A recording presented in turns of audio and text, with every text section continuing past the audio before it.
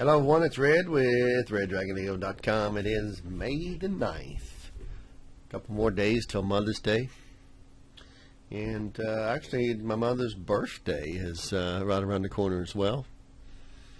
She, let's see, she will be 73. And I'll be 50 this year in August. Certainly don't feel like it. Don't look like it either, but her birthday is the 12th, May the 12th, and Mother's Day is the 11th. So it's always great for me to be able to go buy both cards at one time and not have to worry about screwing it up and forgetting your mother's birthday or forgetting Mother's Day. So it makes it nice for me. But be sure to wish your mothers happy Mother's Day this weekend, guys. We are getting close. We are really getting close to a big move.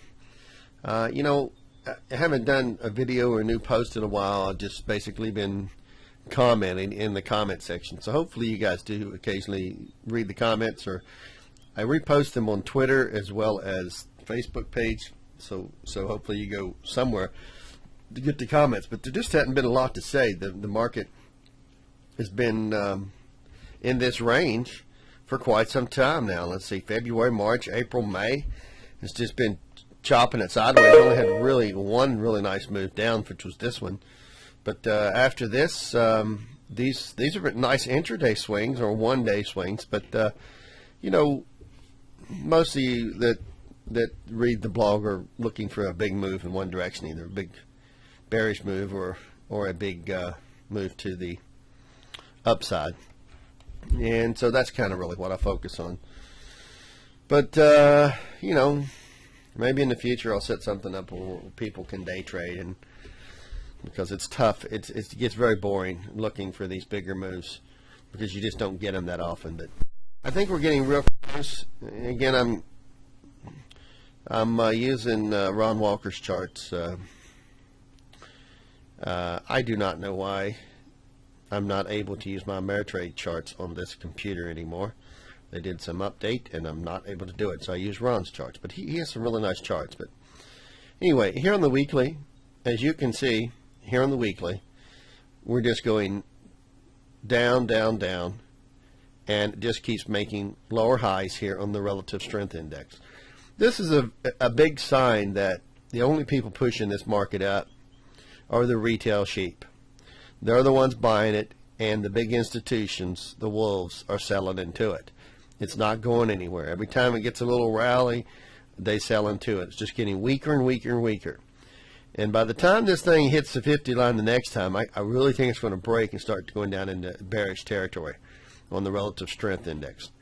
Now, as you can see here, the weekly chart is just basically chopped sideways in again, all the way since around February or so, and there's been great swings up and down for the shorter term, but no really big move. This was the biggest move that 1 week, and it took everybody by surprise. I think it only lasted 2 days, so it's tough to figure out. But this big line right here goes all the way back to 1074.77 back in October of 2011, and you can tell it was an important date. Obviously, 7 plus 4 is 11. Then you get the 1 there, so it's 111. And 77 is a master number because it's divisible by 11, so it equals 11 on the cents there. So it's like they just flat out told you this was an important date here.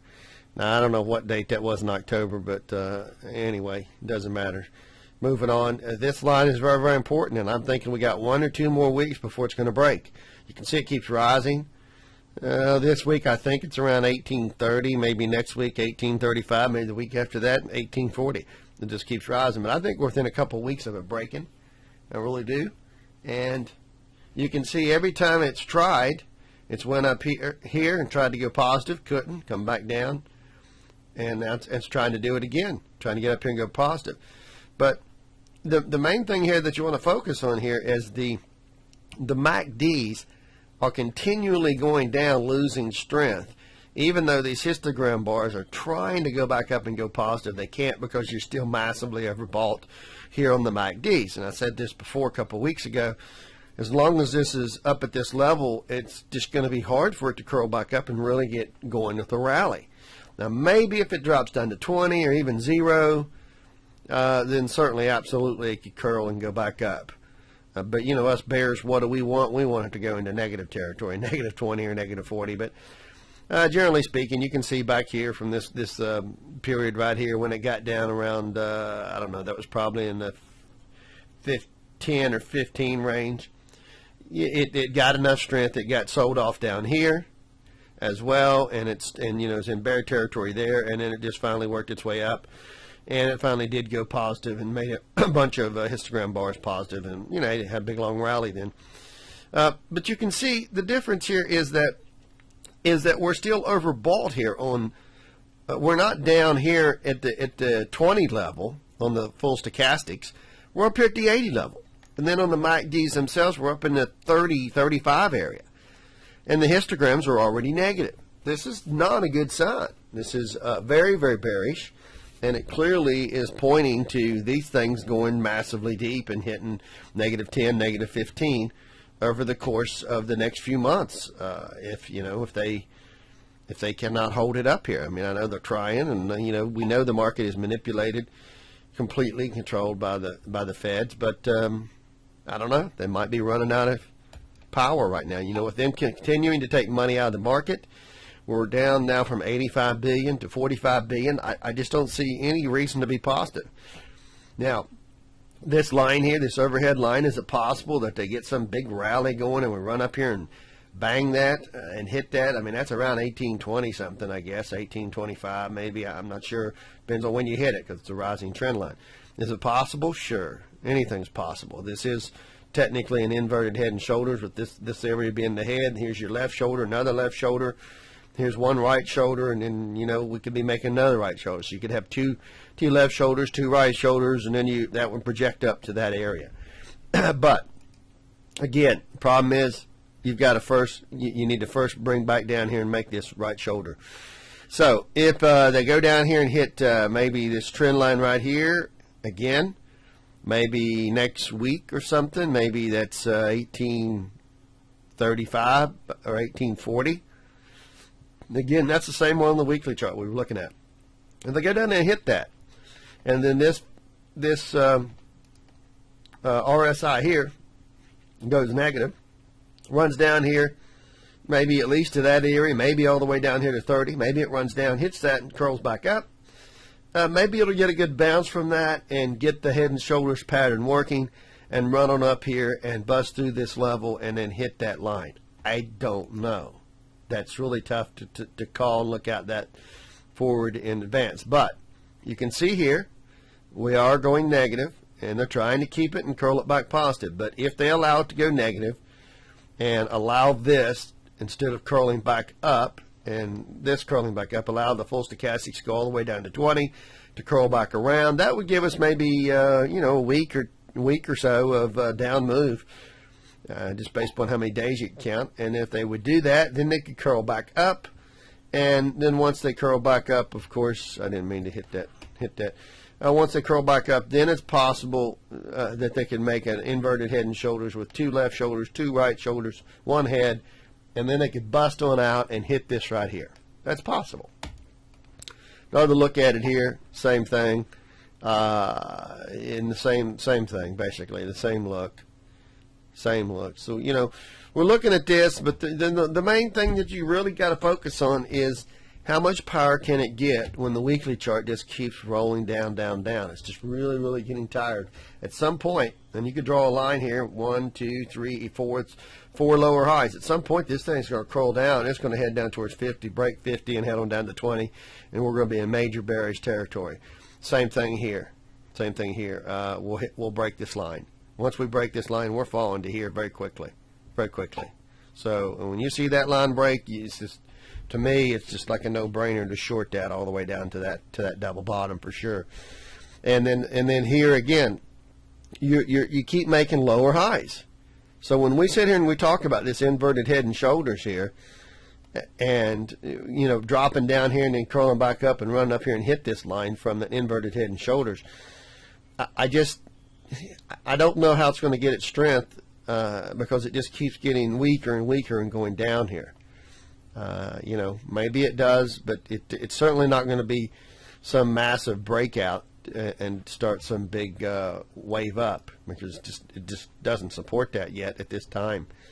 But you know, we all know the charts are manipulated, so it's really tough to fight these guys. We read the charts, they say what they say, and then the Fed comes in and manipulates them, and you're going, how they do that? You know, you wonder. But I don't feel that that's the case now, simply because of the fact that they keep pulling money out of the market. When they had $85 billion in the market, it's much easier to manipulate. Now they got $45 billion. It's a little tougher to manipulate. So I don't think that they're able to do it. And then I think the $85 billion wasn't having a big effect as they wanted it to have. The QE1 certainly had a huge effect. QE2 had a big effect, but not as big as QE1. And QE3 is started off with a okay effect, but now it's dwindled down to nothing. And I don't know what QE we're in now. We're QE infinity is QE3.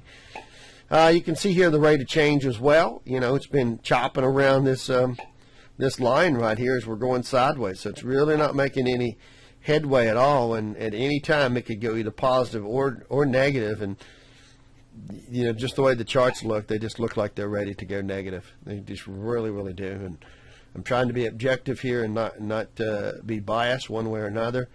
I'm just seeing what I'm seeing, and that's what it's looking like so far.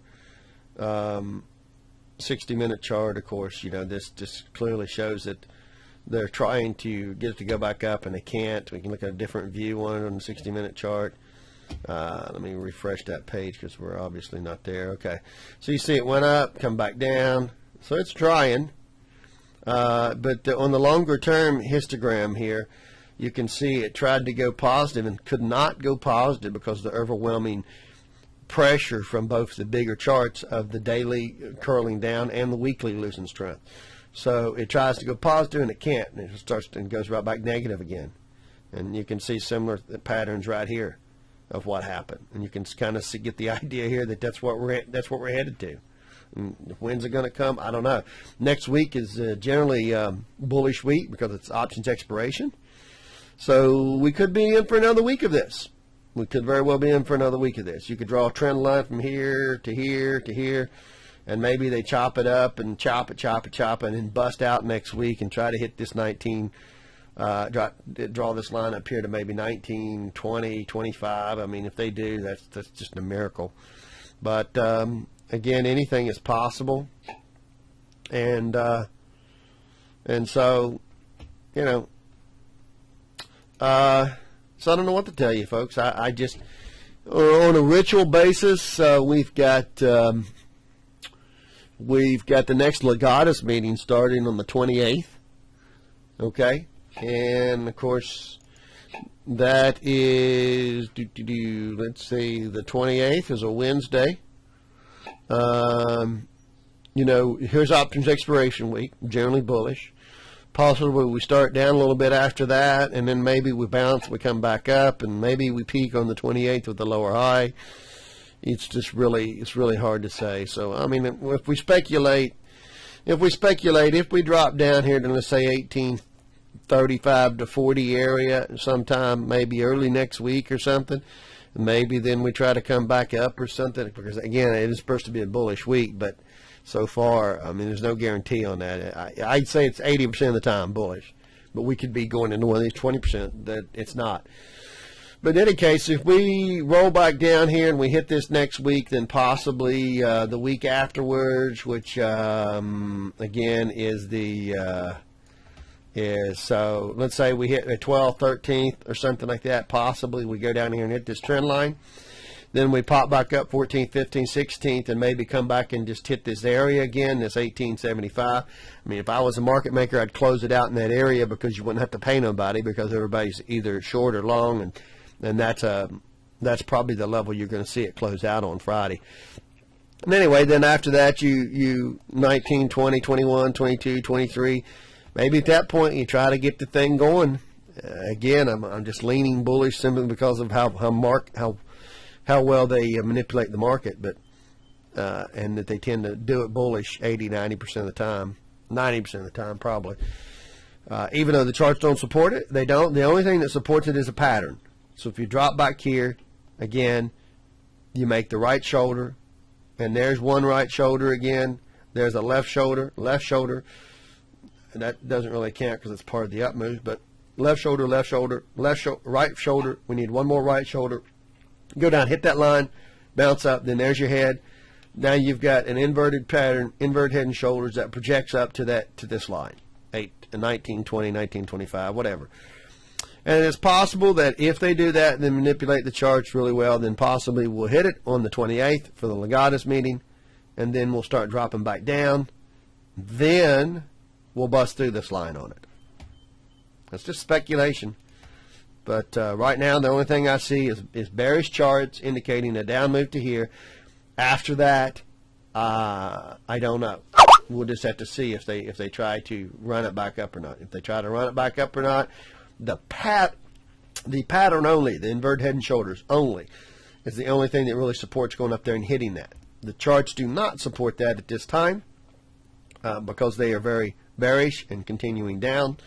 But again, when you look at this on the daily chart, if you do get down here and you go all the way down here to 20 on the full stochastics, and then this goes down for 2 or 3 days, gets a little bit negative, and the MACDs go a little bit negative here, then you could curl around and get some positive news out of the Fed, made up, of course, lies, and then just get it going. And then once it goes above this, our supercomputer that runs the market, Skynet, whatever you want to call it, it'll see all these stops, everybody that's got stops sitting above there, and it'll just gobble them up like Miss Pac-Man gobbling up dots, and that'll cause a big squeeze, and that'll get us up to that 1925. But it should be short-lived. It should not hold, simply because there's just no more buying left. The only thing you're doing is just getting a short squeeze. I just don't think the retail people are on board now. The retail people have been buying this since February, March, April, and now May. 4 months. Do you really think they're going to keep on buying this crap? I think they're going to be out of money by the time we see that, and it's not going to hold up there at that 1900 plus area. All right, guys, that's it. That's all I can tell you for now. Good luck, and just keep reading the comments from time to time. I don't post every day, but when something's interesting, I like to post. Good luck, everyone. See you guys.